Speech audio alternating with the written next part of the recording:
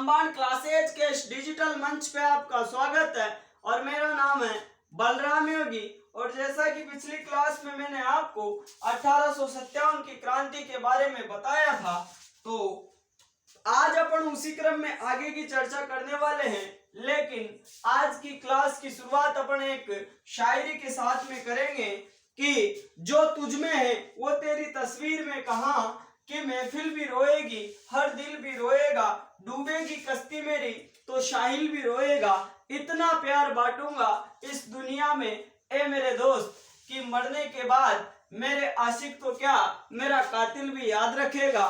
तो आज की अपनी इस क्लास को अपन अब स्टार्ट करने वाले हैं। और पिछली क्लास में मैंने आपको कोटा के विद्रोह के बारे में बताया था, तो आज की अपनी इस क्लास में अपन नसीराबाद सैनिक छावनी के विद्रोह के बारे में भी मैं आपको पहले बता चुका हूं।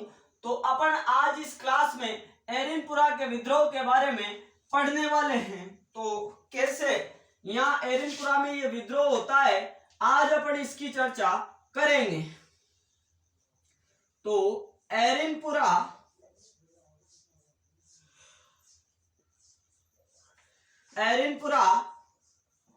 छावनी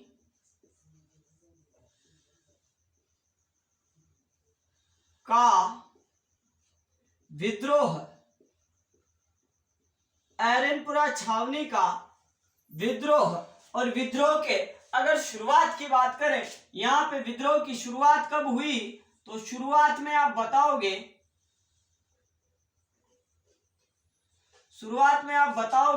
21 अगस्त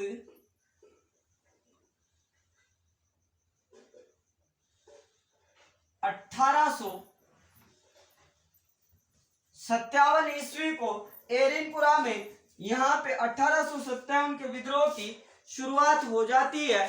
और यहाँ पे शुरुआत कैसे होती है, तो मैं आपको क्या बता रहा हूँ कि अपने राजस्थान में एक जिला पड़ता है जिसका नाम है सिरोही। कौन सा जिला? सिरोही जिला।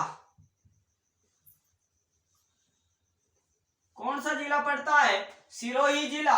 तो इस एरिनपुरा छावनी के सैनिकों को कहां भेजा जा रहा था? सिरोही भेजा जा रहा था।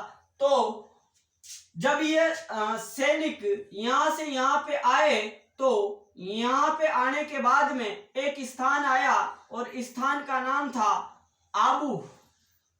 कौन सा स्थान आया? आबू।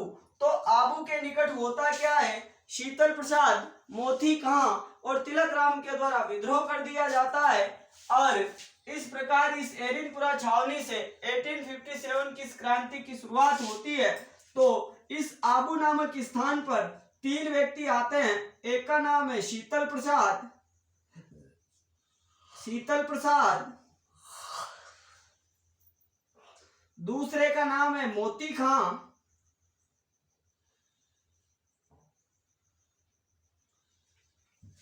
और तीसरे का नाम है तिलक राम।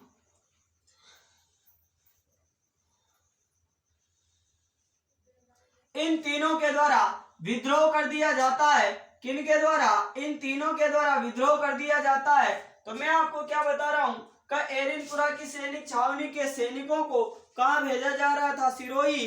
तो आबू के निकट शीतल प्रसाद, मोती खां और तिलक राम के द्वारा विद्रोह कर दिया जाता है। और ये सिरोही से जैसे ही आगे बढ़ते हैं, कहां पे? सिरोही से जैसे ही आगे बढ़ते हैं, तो आगे बढ़ने पर ये आहुआ आते हैं। कहां पे आते हैं? आहुआ। और आहुआ के इस समय शासक थे, उनका नाम था, शासक या ठिकानेदार अपन कह सकते हैं, ठाकुर कुशाल सिंह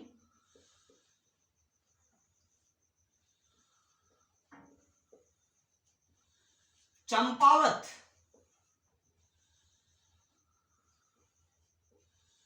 आहुआ के ठाकुर कुशाल सिंह चंपावत के द्वारा इन क्रांतिकारी सैनिकों का स्वागत किया जाता है और क्रांति को और व्यापक बनाया जाता है। तो मैं क्या बता रहा हूं, एरिनपुरा छावनी का विद्रोह शुरुआत 21 अगस्त 1857 को 3 व्यक्ति आते हैं। यहाँ की सैनिक छावनी के व्यक्तियों को सिरोही भेजा जा रहा था, सैनिकों को। तो आबू के निकट शीतल प्रसाद मोती खां और तिलक राम के द्वारा विद्रोह कर दिया जाता है। और ये विद्रोह करने के बाद में जब ये सैनिक आगे बढ़े तो आहुआ के ठाकुर कुशाल सिंह चंपावत के द्वारा इनका स्वागत किया गया और क्रांति को और व्यापक बनाया गया था। और इसके अलावा जो विशेष फैक्ट है उनको भी आप लिख सकते हो। जैसे अगर बात करें अपन सर्वाधिक संघर्ष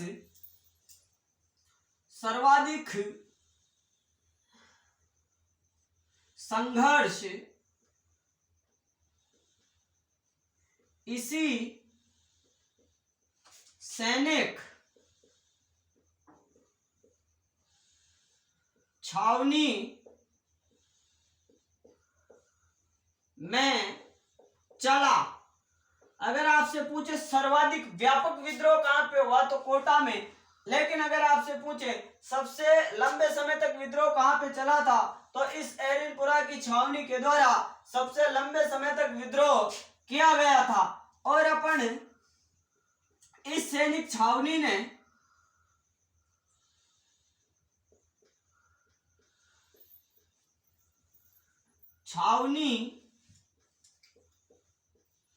के सैनिकों ने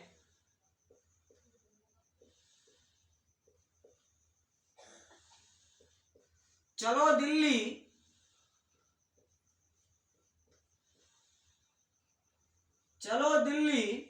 मारो फिरंगी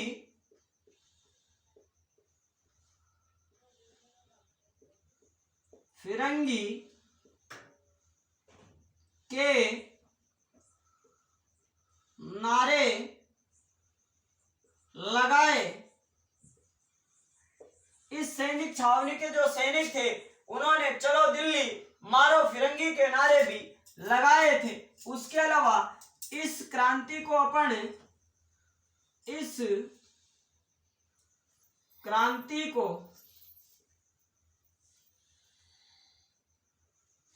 पूर्वीय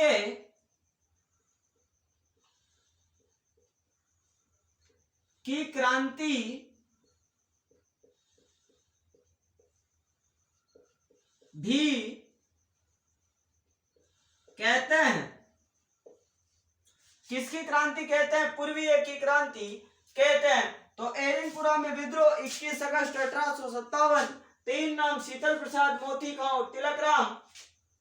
और इनके द्वारा जब ये आहुआ पहुंचे तो ठाकुर कुशाल सिंह चंपावत के द्वारा इनका स्वागत किया गया और क्रांति को और व्यापक बनाया गया।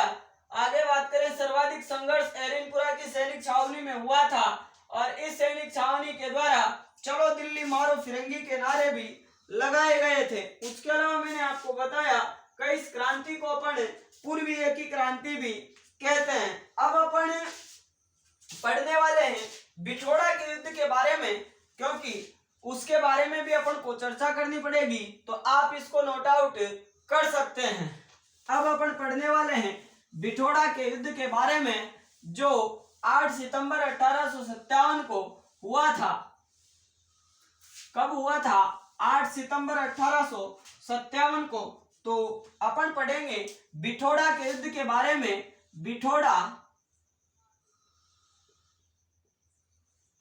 बिठोड़ा का युद्ध।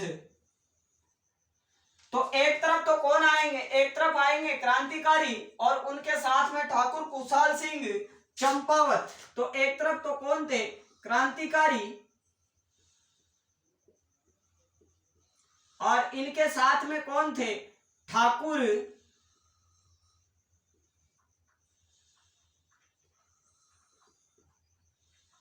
कुशाल सिंह चंपावत। एक तरफ क्रांतिकारी और उनके साथ में ठाकुर कुशाल सिंह चंपावत, और दूसरी तरफ अपन बात करें जोधपुर की। और जोधपुर के महाराजा थे, उनका नाम था तख्त सिंह। और जोधपुर के अगर पीए की बात करें, पीए, यहाँ का जो पीए था उसका नाम था मैकमोसन। क्या नाम था?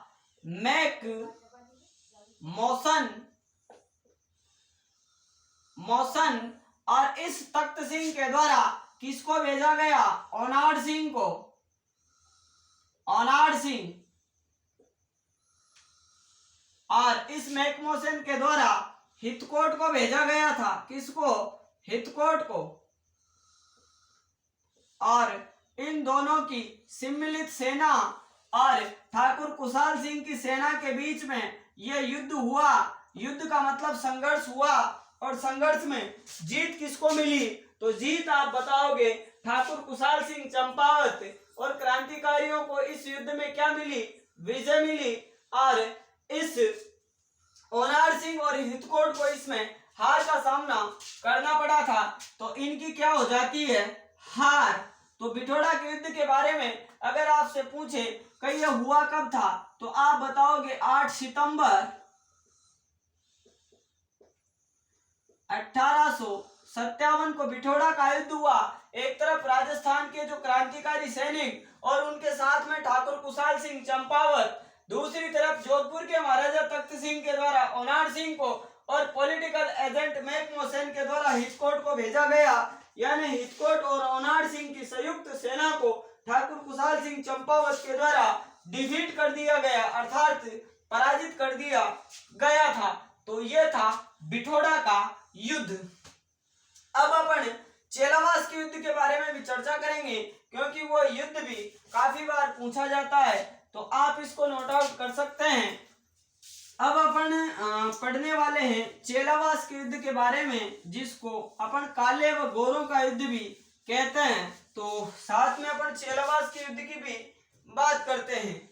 अगला जो युद्ध होता है उसका नाम था चेलावास का युद्ध।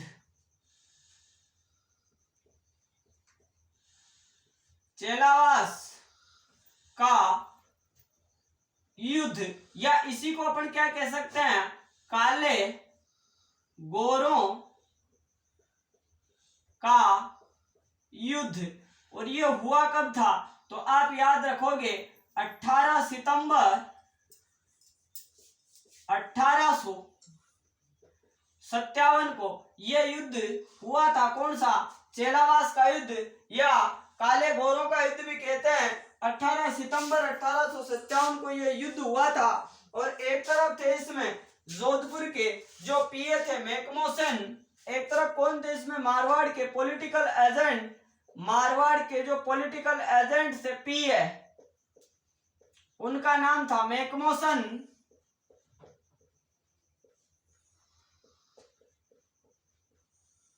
और दूसरी तरफ वही क्रांतिकारी और इनके साथ में ठाकुर कुशाल सिंह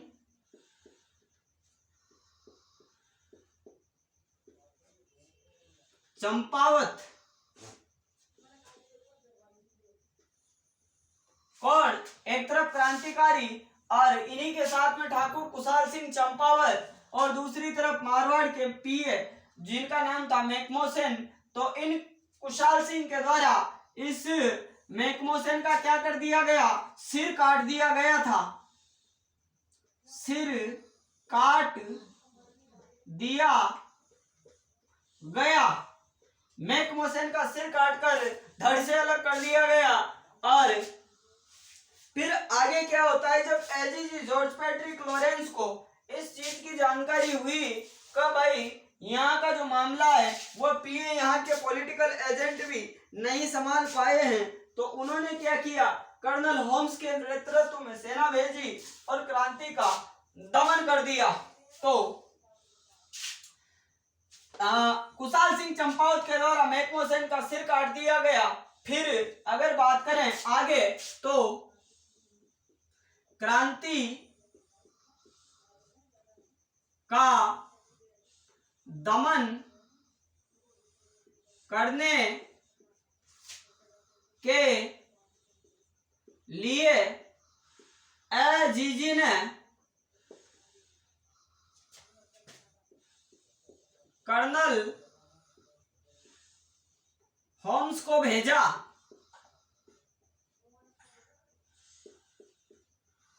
किसको भेजा? कर्नल होम्स को भेजा था। और कर्नल होम्स के द्वारा इस क्रांति का दमन कर दिया गया।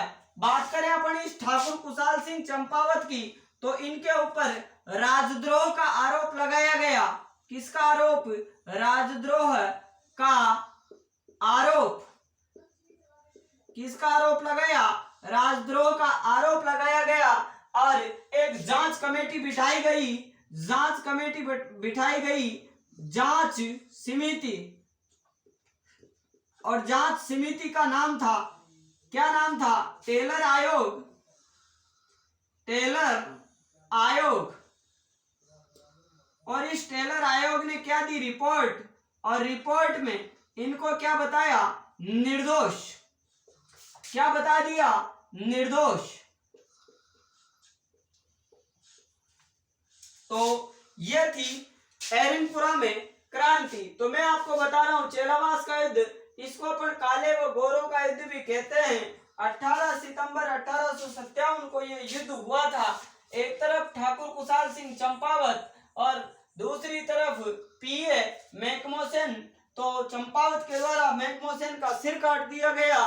फिर राजस्थान के एजीजी जॉर्ज पैट्रिक लॉरेंस के द्वारा दमन करने के लिए कर्नल होम्स को भेजा गया। तो कर्नल होम्स ने क्रांति को दबा दिया। फिर ठाकुर कुशाल सिंह चंपावत के ऊपर राजद्रोह का आरोप लगाया गया और इनकी जांच करने के लिए एक आयोग बिठाया गया जिसका नाम था टेलर आयोग। और उस टेलर आयोग ने इस कुशाल सिंह चंपावत को क्या बताया था? निर्दोष बताया था। और इस चेलावास के युद्ध में अगर विजय की बात करें तो विजय किसको मिली थी? ठाकुर कुशाल सिंह चंपावत को। और ये अंग्रेज इस युद्ध में भी क्या हो जाते हैं? हार जाते हैं। तो विजय ठाकुर कुशाल सिंह चंपावत को, और हार का सामना करना पड़ा मैकमोहन को। और ये कर्नल होम्स था। ये सुगाली माता जिनका मंदिर पाली में पड़ता है, 54 हाथ और 10 सिर जिनके हैं, उनकी मूर्ति को उठा के लेके आ जाता है। तो आप ये भी याद रखोगे ठाकुर कुशाल सिंह चंपावत की कुलदेवी कौन सी है? सुगाली माता। मंदिर कहाँ पे? पाली में। और 54 हाथ और 10 सिर उन माता के हैं। तो ये अपनी नसीराबाद में एरिनपुरा का जो ये विद्रोह था, ये अपना विद्रोह कंप्लीट होता है। अब अगली क्लास में अपन किसी नए टॉपिक की बात करेंगे। तो अगली क्लास में अपन हाजिर होंगे 8:30 बजे सुबह। तो आज की क्लास को अपन यहीं पे विराम देते हैं। आप इसको नोट आउट कर सकते हो। तो आज की क्लास और अभी के लिए इतना ही। धन्यवाद। आपका दिन शुभ हो।